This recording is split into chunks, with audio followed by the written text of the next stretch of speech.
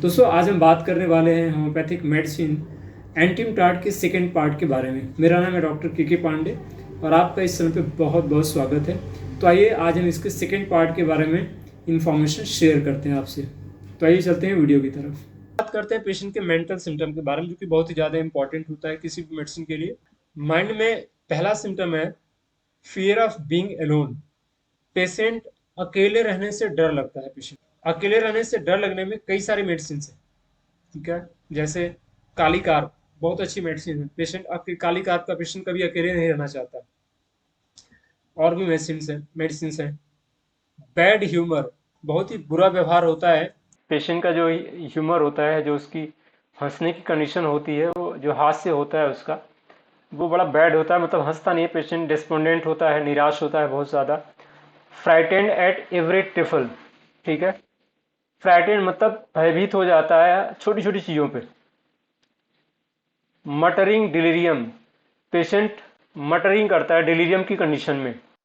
Muttering का exact मतलब होता है बुदबुदाना, या ऐसे पेशेंट को, जबकि आपने देखा होगा कि पेशेंट प्रलाप भी करता है, बड़बड़ाता भी रहता है, और मन के अंदर नहीं होता कि एक तो कि सबको सुनाई दे तेज तेज बोलना, एक होता है कि बुदबुदाता रहता है, मटरिंग करता रहता है और प्रलाप करता रहा है किसी भी चीज़ के बारे में।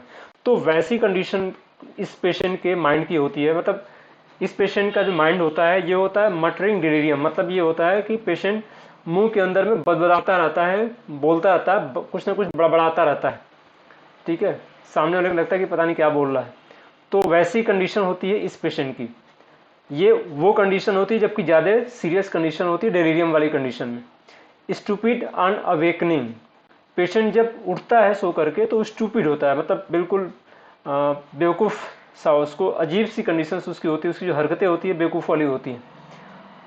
Apathy are easily annoyed, wants to be left alone, patient apathy होता है, ठीक है। फियर ऑफ बीइंग अलोन, हमेशा अकेले रहने से डर लगता है। लेकिन जब पेशेंट एपैथी की कंडीशन में होता है या इजीली एनवायर्ड हो जाता है, जल्दी से इजी में आराम से कोई इसको नाराज कर देता है, या कोई ऐसी कंडीशन होती है, एट दैट कंडीशन में चाहता है कि उसको अकेले छोड़ दें कोई, जबकि वो गुस्से की कंडीशन में है। तो वैसी कंडीशन में पेशेंट चाहता है कि उसके पास में, मतलब जिससे भी गुस्सा है उससे अलग रहना चाहता है। पीवी से चिड़चिड़ा होता है पेशेंट, वाइनिंग एंड मोर्निंग, ठीक है, हमेशा रोता रहता है। जैसे बच्चे हैं तो रोते रहते हैं, कराहते रहते हैं, वो कंडीशन की रहती है। डिस्पेयर ऑफ हिज रिकवरी, अपने रिकवरी के प्रति उसको बड़ा डिस्पेयर रहता है, बड़ा निराश रहता है कि पता नहीं रिकवरी होगी कि नहीं, बीमारी ठीक होगी कि नहीं होगी। इस चीज़ को लेकर के उसके अंदर में एक भय रहता है, निराशा रहती है उस चीज़ को लेकर के। इसके अलावा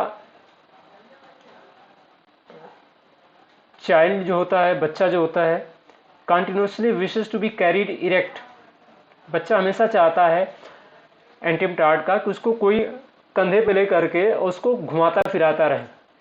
unwilling to be looked at or touched, और वो नहीं चाहता, और वैसी कंडीशन में कोई अगर उसकी तरफ देख ले या उसको टच कर दे तो गुस्सा कर जाता है, ठीक है।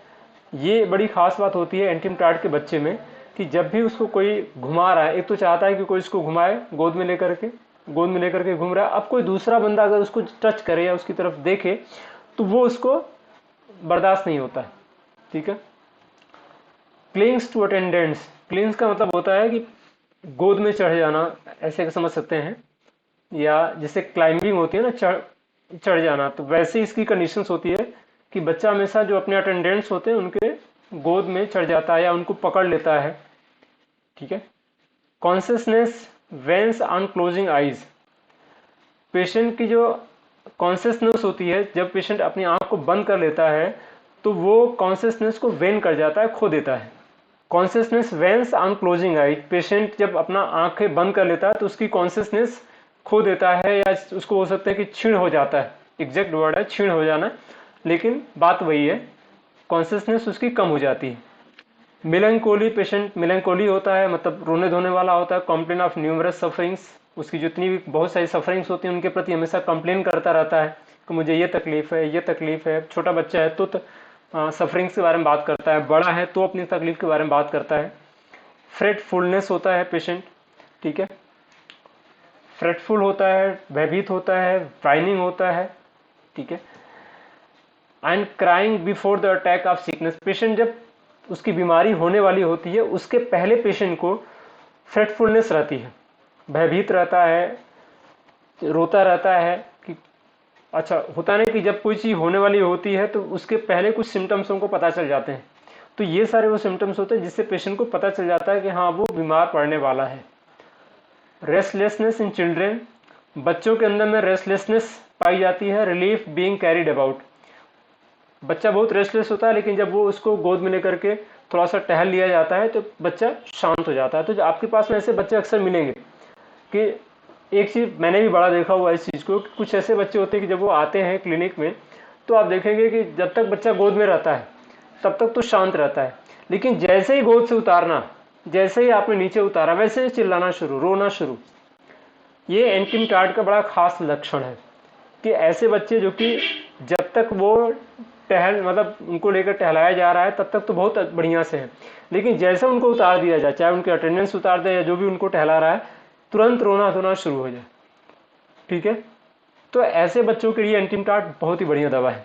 ये सारे वो सिम्टम्स हैं जो कि इसके मेंटल को प्रेजेंट करते हैं, रिप्रेजेंट करते हैं।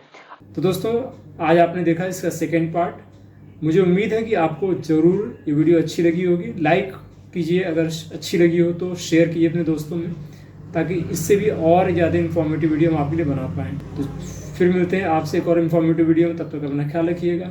जय हिंद, जय भारत दोस्तों।